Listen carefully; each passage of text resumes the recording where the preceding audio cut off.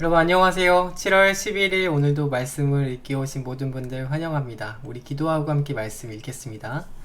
사랑과 은혜가 충만하신 아버지 하나님, 오늘도 우리와 동행하여 주시고 주님의 은혜로 하루를 보낼 수 있도록 은혜를 허락하심에 감사를 드립니다. 하나님, 혼란하고 또 어두운 시대 가운데 우리가 주님의 말씀의 빛을 의지하여 주님 원하시는 삶을 살게 하여 주시고, 하나님 어디에 있든지 내가 너와 함께 하겠다 말씀하신 주님 말씀에 의지하여 날마다 주님과 함께 승리하는 삶을 살아갈 수 있도록 우리 영상을 시청하시는 모든 분들의 삶을 인도하여 주옵소서.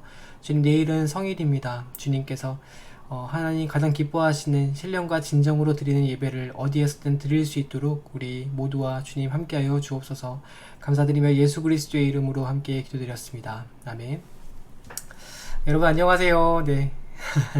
우리 어제에 이어서 또 같이 사도행전을 봐야겠죠? 어제 우리 봤던 말씀 여러분 기억나시죠?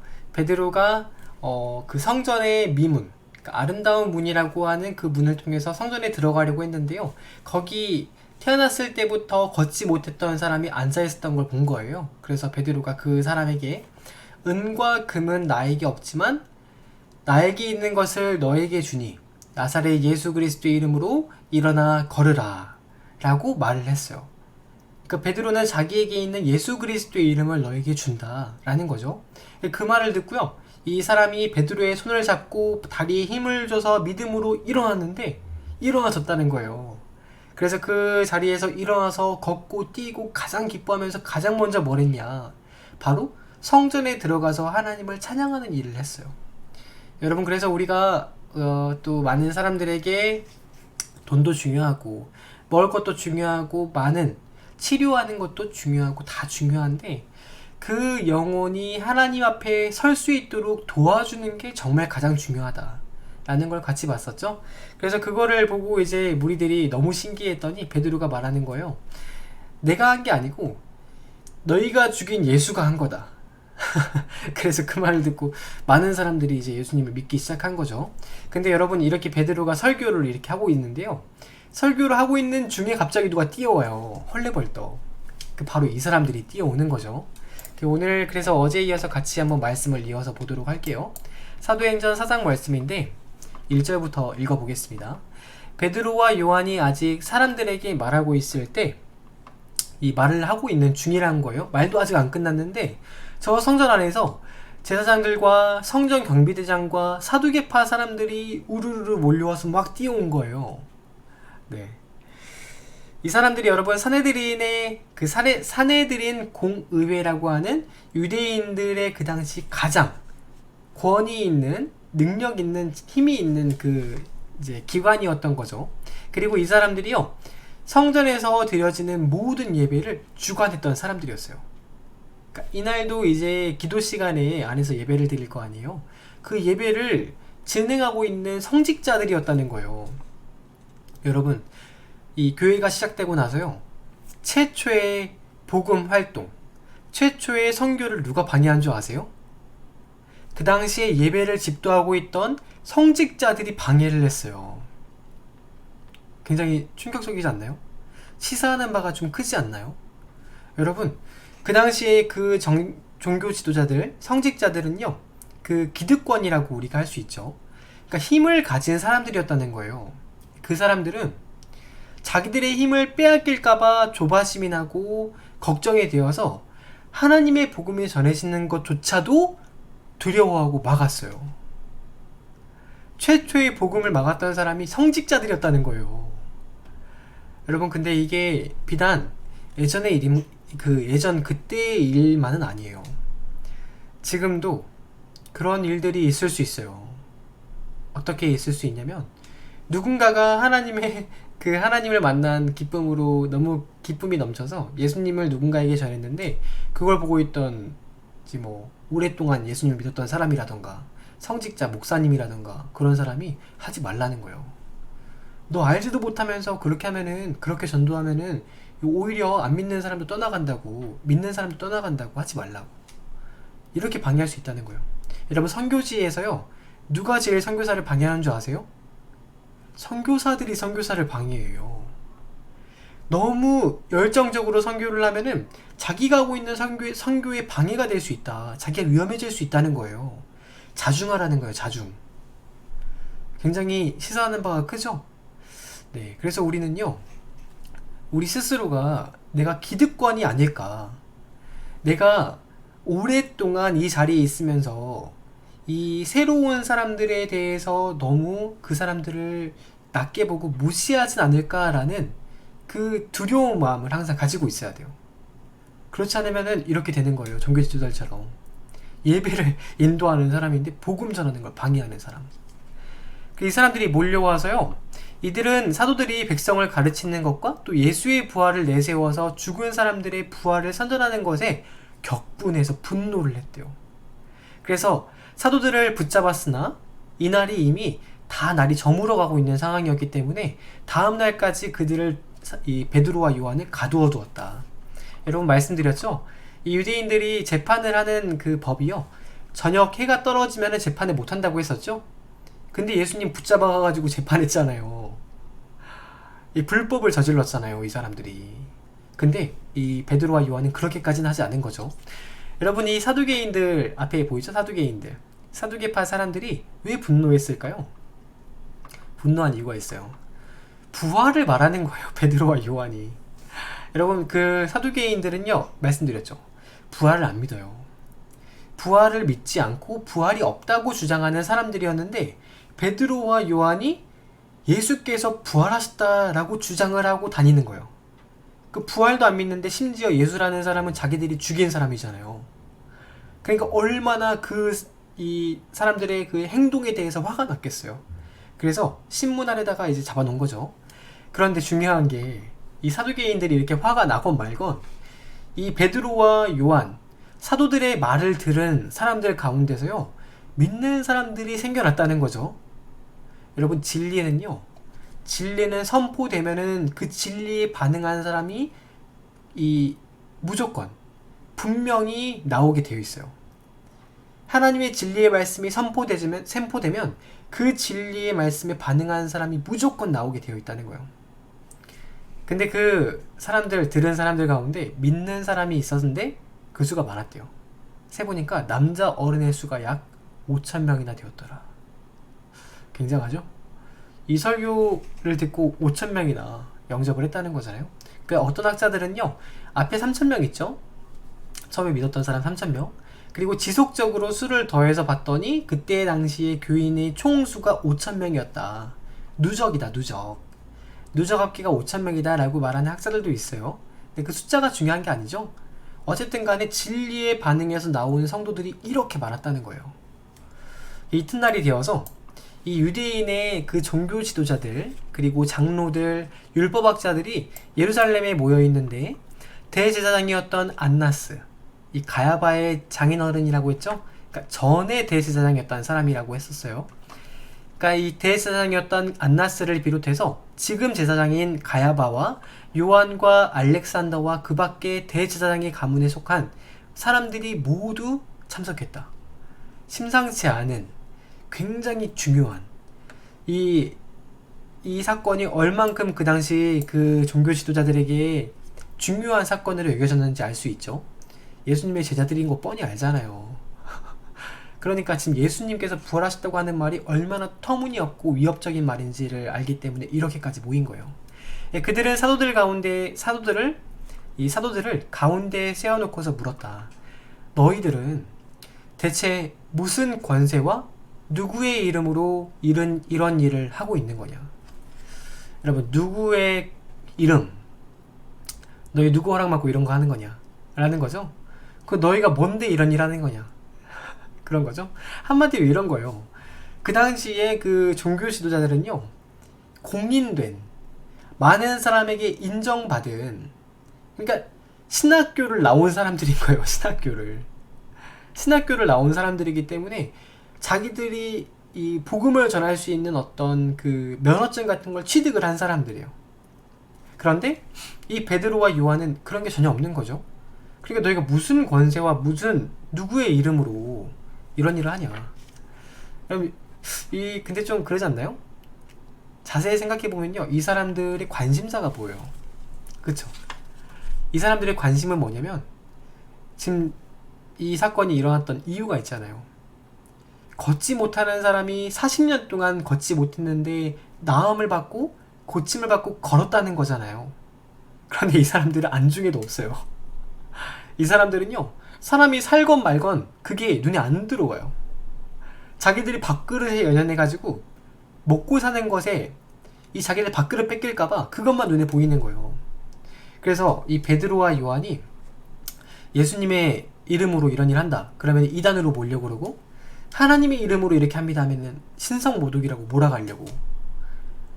그러니까 이런다니까요. 사람이 이 기득권을 유지하려고 계속 변화하지 않고 자기 것만 지키려고 하는 사람들이요, 나중에는 복음을 회방하기도 하고 또 하나님께서 가장 원하시는 사람이 살아나는 것에 관심을 아예 두지 않는 이런 일까지 생기는 거예요.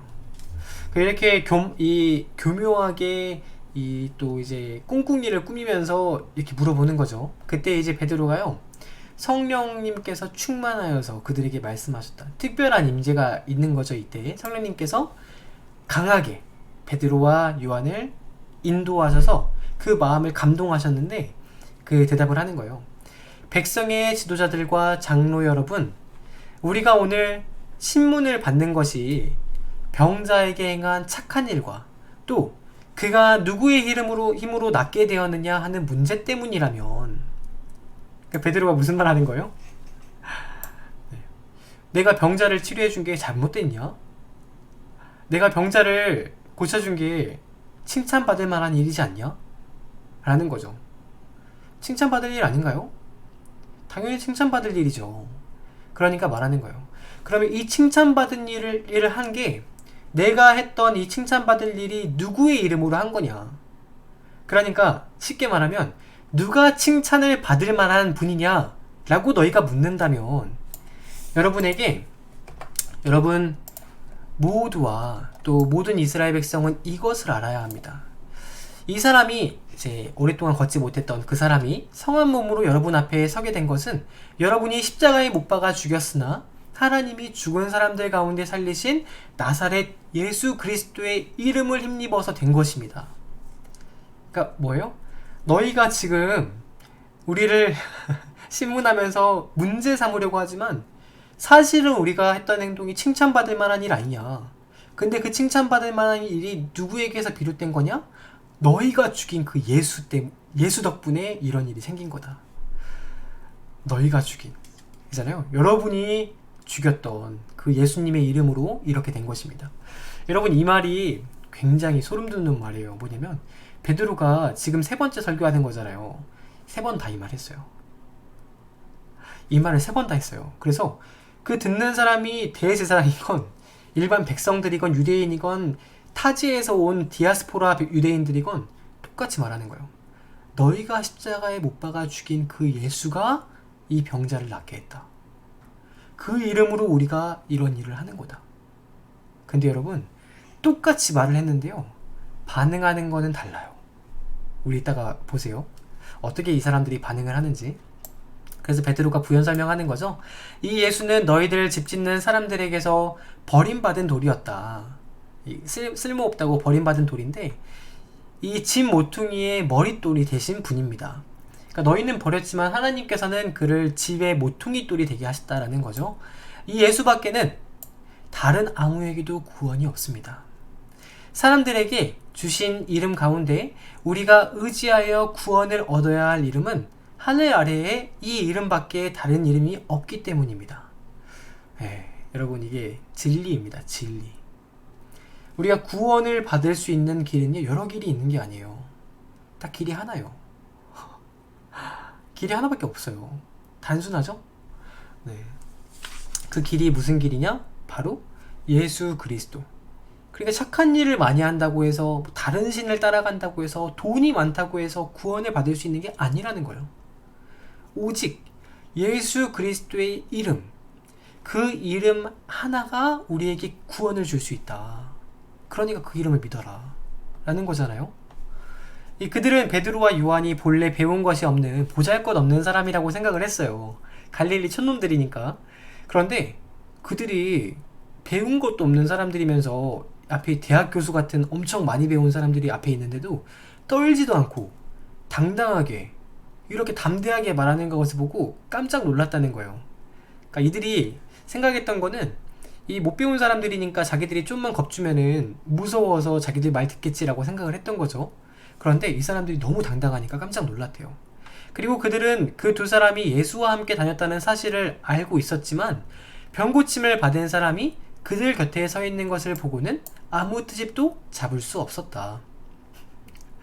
네, 이 사람들이 자기들이 예수님의 제자라고 떳떳하게 말을 하고 다니고 너무 당당하고 심지어 옆에는 병고침을 받은 사람도 서 있으니까 차마 아무 말도 못한 거죠. 그래서 그들이 이 두 사람들에게 명령하여서 의회에서 잠깐 나가서 대기하게 한 다음에요, 자기들끼리 의논하면서 말하기 시작하였어요. 뭐라고 했냐, 이 사람들을 어떻게 하면 좋겠습니까? 소름 돋지 않나요? 전도사님이 몇 번 말씀드렸죠. 진리에 반응하는 반응은요 딱 두 가지예요. 첫 번째는 우리가 어찌할꼬, 하나님 제가 어떻게 해야 될까요? 이거고요. 두 번째는 저놈을 어찌할꼬 라는 거예요. 그죠? 이 사람들을 어떻게 하게 되겠느냐, 죽이려고 든다니까요. 여러분, 우리가 복음을 전할 때도 마찬가지예요. 이 세상에는요 두 가지 반응이 있어요. 예수 그리스도의 진리의 말씀에 반응해서 우리가 어떻게 해야 되겠습니까? 라고 나오는 사람들이 있는 반면에 복음을 전하는 사람들을 괜히 미워하고 죽이려고 드는 사람들이 있다니까요. 그게 바로 이 하나님께서, 예수님께서 말씀하실 때는 그 사람들이 원래 태생부터가 마귀의 자식들이기 때문에 그런 거다. 하나님의 자식들, 하나님의 양들은 하나님의 음성을 듣는다라고 말씀을 하세요. 소름 돋죠? 네. 그들로 말미암아 기적이 일어났다는 것은 예루살렘에 사는 모든 사람이 다 알고 있는 사실입니다. 우리도 그래서 부인을 할 수가 없다. 다만 이 소문이 사람들에게 더 퍼지지 못하게 앞으로는 이 이름으로, 예수의 이름이죠, 이 이름으로 아무에게도 말하지 말라고 그들에게 엄중히 경고합시다 라고 자기들끼리 이야기를 한 거예요. 그래서 그런 다음에 이 사람들이 그 베드로와 요한을 불러서 절대로 예수의 이름으로 말하지 말고 가르치지도 말라라고 명령을 했어요. 그랬더니 베드로와 요한은요 성령이 충만하여져서 뭐라고 말하냐면, 하나님의 말씀을 듣는 것보다 당신들의 말을 듣는 것이 하나님께서 보시기에 옳은 일인가를 너희 스스로 판단해 봐라. 보세요. 하나님 말을 듣는 게 옳은 거예요? 사람 말을 듣는 게 옳은 거예요? 후자잖아요. 하나님의 말씀을 듣는 게 옳은 거라는 거예요. 그래서 베드로와 요한은요, 우리는 보고 들은 것을 말하지 않을 수 없습니다 라고 말을 했다고요. 여러분, 이런 믿음을 세상이 감당하지 못하는 거예요. 이런 믿음을 가진 사람을 세상은 감당하지 못해요. 어떤 믿음이냐? 예수께서 말씀하셨잖아요. 내가 세상 끝날까지 너희와 항상 함께 하겠다. 그리고 이 사람들은 뭘 믿었냐면은, 지금 여기 보면 하나님이 보시기에 라는 말이 있는데, 이게 이제 원어로 표현을 보면은 하나님 앞에서 라는 의미가 있어요. 그러니까 이 사람들은 매일 하루하루 살아가면서 내가 하나님 앞에 있는 것처럼 행동해야겠다라고 생각하고 살았다는 거예요. 소름 돋죠? 진짜 이 엄청난 믿음이지 않나요? 이런 사람들의 믿음은 세상이 감당하지 못해요. 죽으면 죽으리라. 하나님께서 우리를 보고 계시는데 어떻게 우리가 하나님께서 원하시지 않는 걸 할 수 있겠느냐, 이런 거죠. 그 백성이 모두 그 이러한 일로 말미암아 하나님께 영광을 돌리고 있으므로 그들은 사도들을 처벌할 방도가 없어서 다시 위협만 하고 놓아보냈다.